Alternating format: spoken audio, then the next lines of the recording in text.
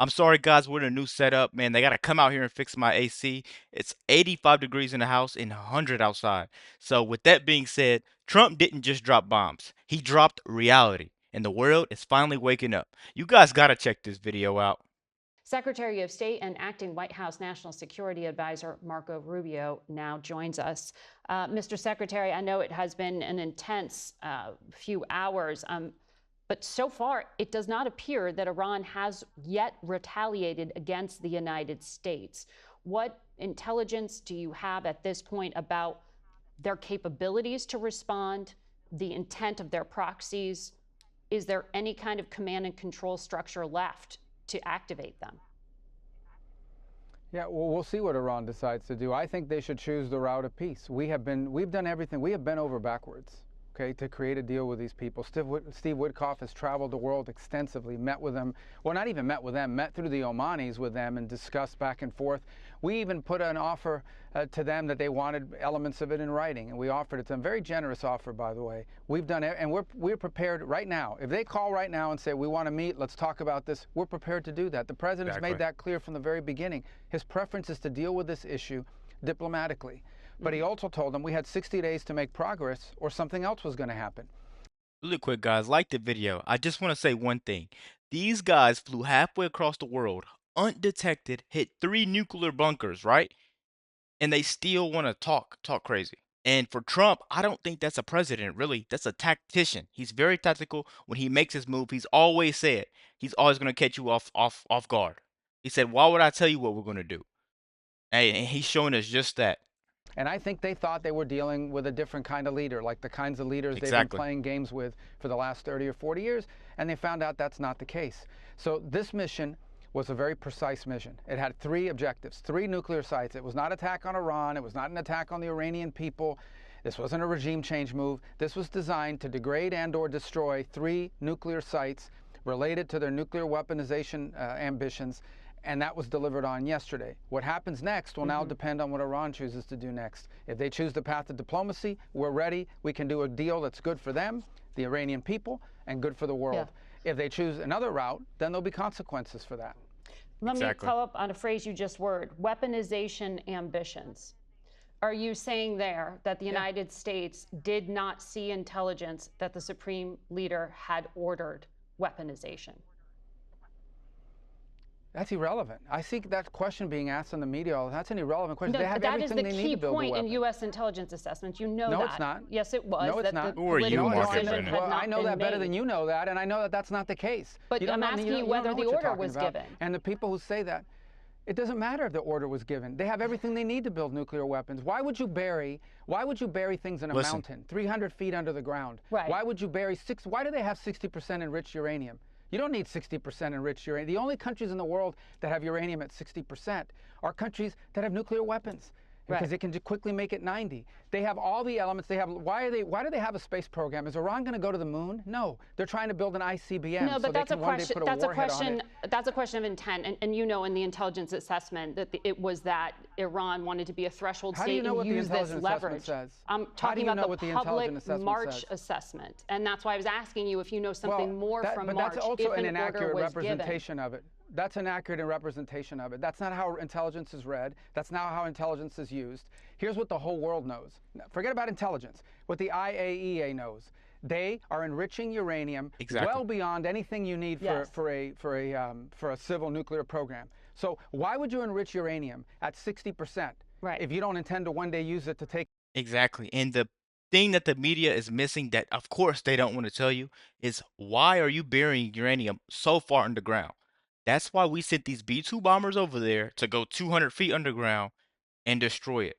You don't sit there and hide something. You just don't, and you're hiding it underground too. Get to 90 and build a weapon. Why are you developing ICBMs? Why do you have 8,000 short-range missiles? You're literally planning something evil. And 2,000 to 3,000 long mid-range missiles that you continue to develop. Why do you do all these things? They Understood. have everything they need for a nuclear weapon. They have the delivery mechanisms, they have the enrichment capability, they have the highly enriched uranium that is stored. Yes. That's all we need to see. Right. Well, especially in the hands of a regime that's already involved in terrorism and proxies and all kinds of things around. They are the source of all instability in the Middle East. No one's disputing that. I'm not doing that here. And they were censured at the IAEA for that enrichment and for violating their. One thing I hate about these type of journalists, whatever you call these hosts, right? Trump didn't just tweet about the threat, right? He went out there and he neutralized the threat. But they don't sit there and talk about that. This guy is strictly business. I don't know if they would respect this if it was someone else. Maybe they would, because Obama deported more people, right? Bill Clinton deported a lot of people. Trump deports a lot of people.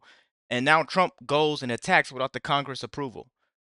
And they're mad at him. Obama did it. Clinton did it. I can't think of the other president. If you know the president's name, comment down below. But another president did it also, where they attacked without the Congress approval. But then they go praise those guys. I've never seen a president more hated in the media than I see Barack Obama.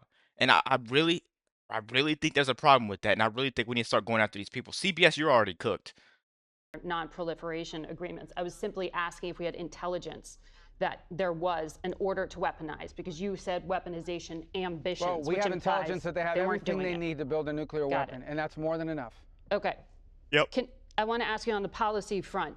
There are personnel throughout the Middle East from the United States, in Bahrain, in Kuwait, and other bases. If those countries are attacked by Iran because of their association with the United States, will the United States defend them? Well, that's exactly why they're there. That's a great point, actually. Do you know why we have bases in Bahrain and Qatar and UAE and all these places? All of those bases are there because those countries are afraid that Iran will attack them. If Iran was not a threat to the region, if the Iranian regime, because I'm talking about the Iranian people, the regime was not a threat to the region, we wouldn't have to have any of these bases. Those bases are there because those countries are petrified that the Iranian Shia clerics that run that country will attack their countries. Will the United States defend them if they are? As you know, they've got a very difficult history. Well, that's why we're there. That's why we're there. So but yes, we will defend them. Is what they're threatening to do. So we'll defend our people, obviously. We'll defend our people. Well, they'll attack our bases. And those are our bases, and we're going to defend our personnel, and we're prepared to do that. But we'll do more than just defend. We'll impose costs on Iran if they attack American personnel, whether they do it directly or whether they do it through some of these proxies that they try to hide behind. And that includes the Houthis. Yeah. So another proxy of theirs. So, but let's hope they don't choose that route. Let's all hope that they actually decide, okay, let's go negotiate, because we want a diplomatic and peaceful solution. We have achieved our objectives. We're ready to negotiate this in a peaceful, diplomatic way. We've been prepared to do that for days. They are the ones that played games, as they have done for 40 years, as they have done to multiple presidents. They tried to play games with President Trump, and they see what happens. This is not a game-playing president. When he says he's going to do something, he will do it. I hear you saying here you want to de-escalate when you are talking about diplomacy. You are looking for Iran to pick up that offer that was put on the table you mentioned by Steve Witkoff. Can you just clarify, does that mean the U.S. would still allow for Iran to have a civilian nuclear program if it does not enrich on its own soil? But that's never been an issue. There's countries all over the world that have a civil nuclear program. No one here is saying that Iran can't. Sure, that's always been there. Any country in the world has a right to have a civil nuclear program. What they don't have a right to do is to enrich it at 60%, hide it under a mountain, and develop long-range and short-range and mid-range missiles and sponsor terrorist proxies all over the world. They don't have a right to do that. And that's what they've been doing. And no one's dealt with it. And it's continued to linger. And they've played games with multiple presidents and multiple countries around the world, and they've gotten away with it for 40-something years. This is very simple. The president wants to resolve this diplomatically and peacefully. He gave them a chance to do that. They delayed. They had all these kind of delay tactics. They wouldn't even meet with us directly. We had to go through third countries. This is very simple. Let's meet directly. Let's work on agreements that are good for Iran, good for the Iranian people in particular, good for the safety and security of the world and the United States. That's always been our preference. That continues to be our preference.